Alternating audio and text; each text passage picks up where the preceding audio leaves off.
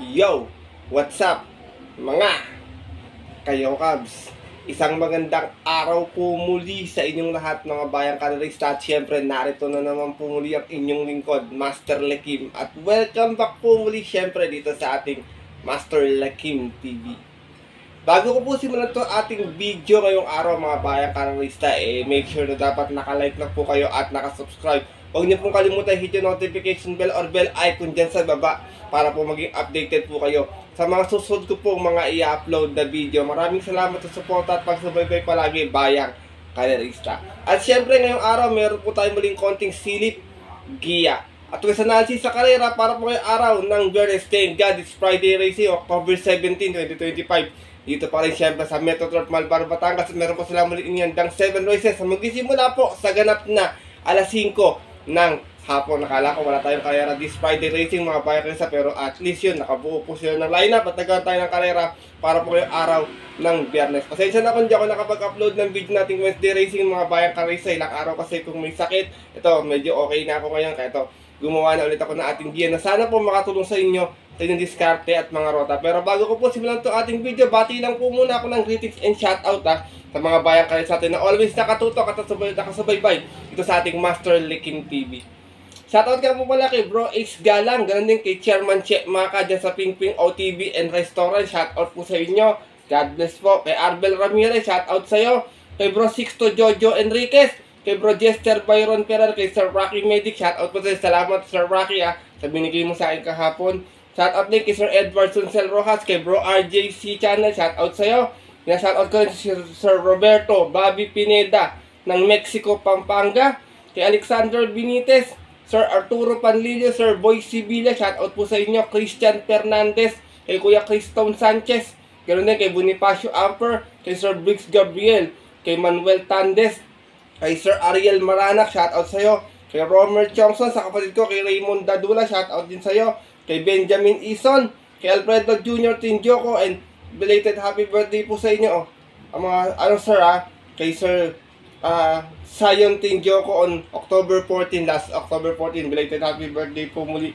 Ganoon din po kay Sir Cesar Carina from Dusty Tani, USA, shoutout po sa inyo. Salamat din po sa pagsuporta palagi, lalo sa ibang bansang nakatutok dito sa ating Master Lakim TV. Na syempre hindi ko na rin papatagalin agad natin mga konting silipat dito bayang karista. At tara, punta na rin po ito na dito matapos lamang po yung ating maikli intro. Kaya let's go mga kayo Cubs.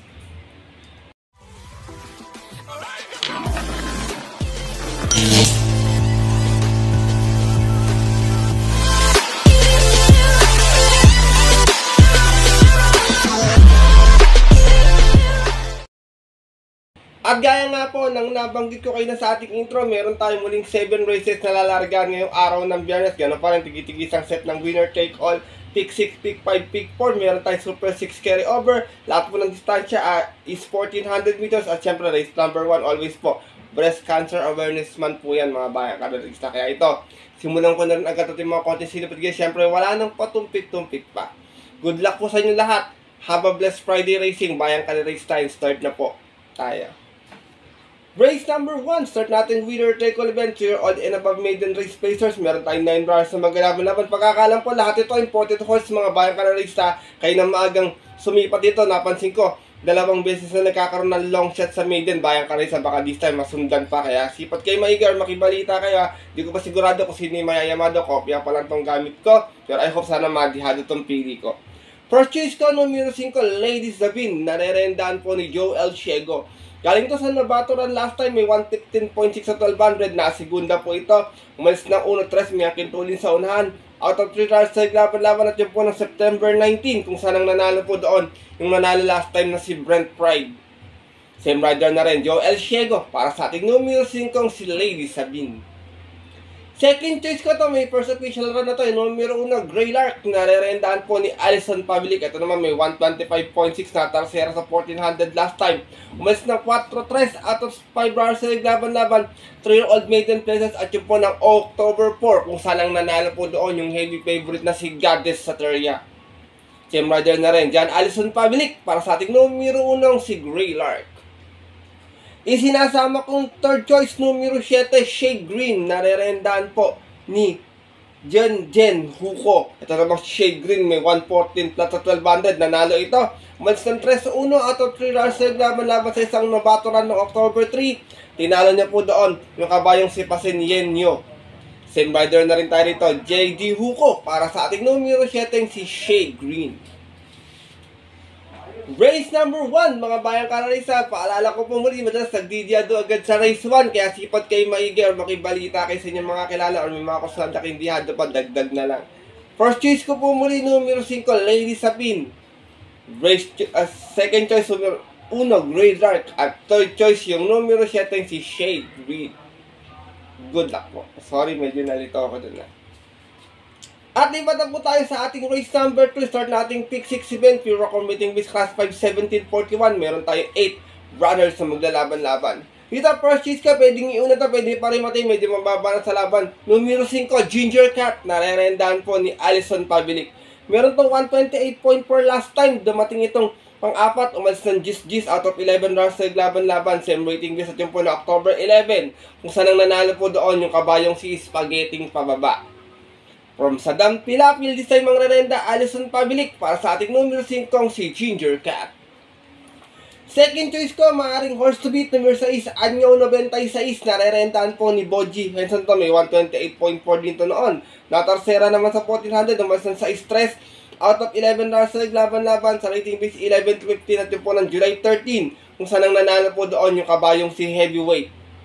From Pati Dilemma, this time ang rerenda, Boji Henson, para sa ating numero 6 na si Anyo 96. Medyo nanibago ko sa kamay ito, nasa timbangan palagi ito eh. Race number 2, mga bayang karisa, titinda ko na lang mababa sa grupo dito, yung numero 1, stakes race, tumatakbo yan, baka nagkaroon lang ng problema si Kabayo, pero kung naka-recover na, tingin ko malaki na chamba dyan yan. First choice ko po muli, numero 5, Ginger Cat. Second choice, numero 6, Anyo 96. Good luck po. At dako na tayo sa ating race number 3. Start nating pick 5 event. Another Pure Committing this Class 5, 1741. And another 8 brothers na maglalaban-laban. Dito mga bayang karalista, long shot of the day ko to. First choice ko, numero 1, Nalibunan. Narerenda ni JB. Hansa, sinusubukan na to. Meron na to. Tingin ko baka kalabitin na this time. Meron tong 128 flat last time. Dumating itong pang-apat. Umalis ng 7-8. Out of 13 runs na laban-laban. Sa rating base 1741 at yun po noong October 5, kung saan ang nanalo po doon yung kabayong si Mythic Layla. Same rider na rin, JB Hernandez, para po sa ating long shot of the day na numero 1, si Nalibunan. Second choice ko, magdadala ng matcha, bagong babato dito, numero 8, Bukawi River Town. Narerendahan po ni IL Aguila. Ito naman si Bukawi River Town, may 128 flat sa 1400, dumating ng pang-5. Umalis na 1-2 out of 8 rounds sa laban-laban. Galing to ng 42-56 at yung po ng August 10. Kung saan ang nanalo po doon yung kabayong si Veterano. Same rider na rin, IL Aguila. Para sa ating numero 8, si Bukawi River Town. Sinasama kong third choice. Pwedeng iuna, pwedeng isunod lang, numero 7. Batang After 7. Tamang-tama yung pangalan niya sa kanyang numero. Narerendahan po ni RC Baldonido. Meron tong 114.2 sa 1200, natarsera to noon. Umalis ng 3-4 out of 8 rounds sa laban-laban. Galing dito ng 42-56. At yun po ng August 30 naman, kung saan lang nanalo po doon yung heavy favorite na si This Old Heart of Mine. Same rider na rin, Ronald Canlas Baldonido, para sa ating numero 7 na si Batang After 7. Race number 3, Bayang Kanarista. First choice ko po muli ng shot of the day, numero 1, Nalibunan. Second choice, numero 8, Bukawi River Town. At third choice, yung numero 7, si Batang After 7. Good luck po.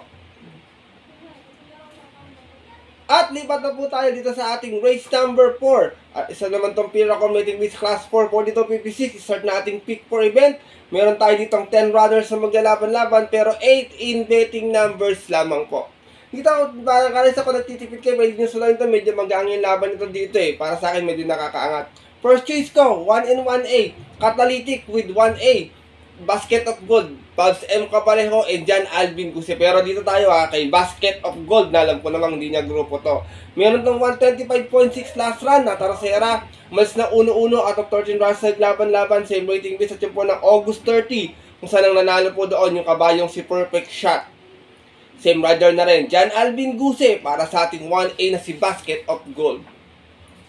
Kung kukuha ko ng pang-protection sa exotic bets or Panama, kasama ko second choice numero 5, important horse Tadeus, narerendahan po ni Jomel Lazaro. Ito naman si Tadeus, last time may 125.6 din, dumating naman ng pang-apat. Umalis ng 4-3 out of 9 Russell laban-laban, same rating best dyan po ng October 4, kung saan lang nanalo po doon yung heavy favorite na si Kang Kalukwin. Same rider na rin, Jomel Lazaro, para sa ating numero 5 si Tadeus. Race number 4, Bayang Kanarista. Kung may masipat kayong pang-upset, kayo nang bahala magdagdag, di maiwasan na upset minsan talaga. First choice ko po muli, pwedeng saloin kung nagtitipid na 1-1A catalytic with Basket of Gold. Second choice kung kurso natin yung pang-protection, numero 5, Tadeus. Good luck po. At nato na po tayo sa ating race number 5. Balik tayo ng Pure Accommodating Base Class 5-17-41. Meron tayo muli 8 runners na maglalaban-laban. Dito first choice ko, numero 8, Darna. Narerendahan po muli ni Jericho Serrano Lasran Tarcera. May 127.6, umalis na 4-5. Out of 12 Brussels, laban-laban. Same rating base at po na October 11. Kung saan ang nanalo po doon yung heavy favorite na si Amazing. Same rider na rin, Jericho Serrano. Para sa ating numero 8, si Darna. Second choice ko, baka maiwan lang, hindi kasi maganda yung post position, pero galing sa panalo last time, numero 1, Antonio de la Mugis, narerendahan po muli ni Alison Pabilic. May 128 flat last time, nanalo ito, malis ng 8-8, out of 12 Brussels, laban-laban, same rating base at yun po ng October 10, last race. Tinalo niya po doon yung kabayong si High Quality. Same rider na rin, John Alison Pabilic, para sa ating numero 1, si Antonio de la Mugis.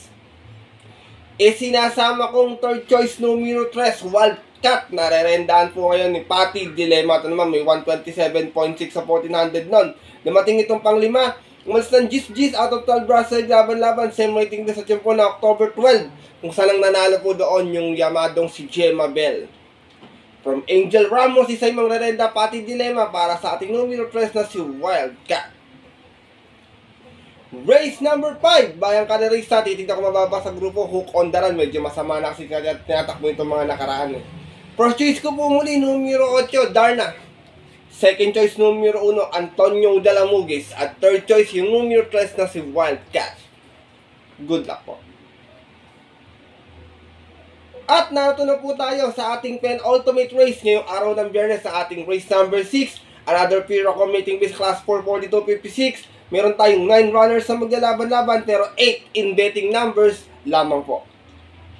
Kita first choice ko, nakadihado last time to, yung numero 4, The Kiss. Narerendahan po muli ni Elvin Abrea. Meron tong 124.8, nanalo to noon dihado, malis na 4-6 out of 6 runners na maglalaban-laban.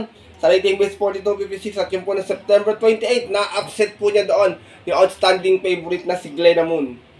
Same rider na rin, Elvin Abrea, para sa ating numero 4, si Dakis. Pag ganun pa rin natin ako ito, tingin ko kayang umulit Bayang Kanarista para sa akin. Second choice ko, medyo napahinga lang ng konti, medyo gumangon ng konti yung laban, pwedeng mayamada. Numero 9, Manila de Bay, narerendahan po ni Mark A. Alvarez.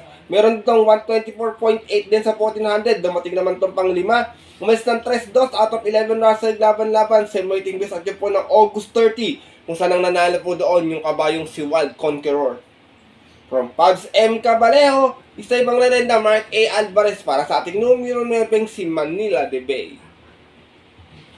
Race number 6, penultimate race ngayong araw po ng Biyernes. Ito mababa sa grupo to, pero Treasure, kasi matagal na wala, tsaka bidating ko baka nagka-problema, Bayang Kanarista, baka magpagpalang galing kasi sa pahinga. First choice ko po muli, numero 4, The Kiss. Second choice, numero 9, Manila de Bay. Good luck po. At narito na tayo sa ating huling karera ngayong araw ng Biyernes, sa ating race number 7. Di pa tayo muli ng Pure Accommodating Base Class 5-17-41. Meron naman tayo ditong 11 runners na maglalaban-laban. Paratingan to na ating mga exotic bets. Take all, pick 6, pick 5, pick 4. Sana makaabot tayo rito. Sana magtuloy yung mga exotic bets, Bayang Kanarista. Dito, first choice ko, dihado muli, baka mapabayaan sa unahan. Last time, maganda yung tinakbo ito, baka makaporma this time lalo. Numero 3, Windstorm. Narerendahan po ni AB Series. Ito, si AB Series, madalas ito nakakadihado, kung di ko nagkakamali. Shining Thunder last time, tsaka Gold Honey. Baka ito makadihado muli. Meron tong 129.2 last run, dumating itong pang-apat, umalis na 1-2 out of 12 runs sa laban-laban. Same rating base at yun po, no October 10 last race, kung saan ang nanalo po doon yung kabayong si Antonio de la Mugis. Same rider na rin, Albert Volado Serios, para sa ating numero 3 na si Windstorm. Second choice ko, numero 7, Kalangaman Island. Narerendahan po ni CS Pare Jr. Itong si Kalangaman Island, may 128.2 last run, dumating ng pang-5. Umalis ng 7-8 out of 14 runs sa laban-laban. Same rating base at yun po na October 12, kung saan ang nanalo po doon yung nagbabalik na si Real Equity. Same rider pa rin. Regular jockey na to CS Pare Jr. para sa ating numero 7, si Kalangaman Island. Isinasama kong third choice pag malakas ang laban, may namanakbo, veteran campaigner, numero 9, Laughing Tiger. Narerendahan po ni Tanya Navarro sa last run, segunda, may 129.6, umalis ng 8-6 out of 10 runs sa laban-laban. Same rating base at yun po ng October 8, kung saan ang nanalo po doon yung dihadong si Happy Julian. Same rider pa rin, AP Nabarosa para sa ating numero 9, si Laughing Tiger. Last and final race, mga bayang kalorista. Titignan ko na lang may chamba ko sakasakali kung may mga kusunada pa kayo. Gaya po nitong may 11, 8, yan may panalo yan, may Jopay, medyo mababa na rin. May edad na rin siya pero mababa na rin sa grupo. Last time parang natimbang na rin ito eh. First choice ko po muli, Dihado, numero 3, Windstorm. Second choice, numero 7, Kalangaman Island. At third choice, yung numero 9, si Laughing Tiger. Good luck po.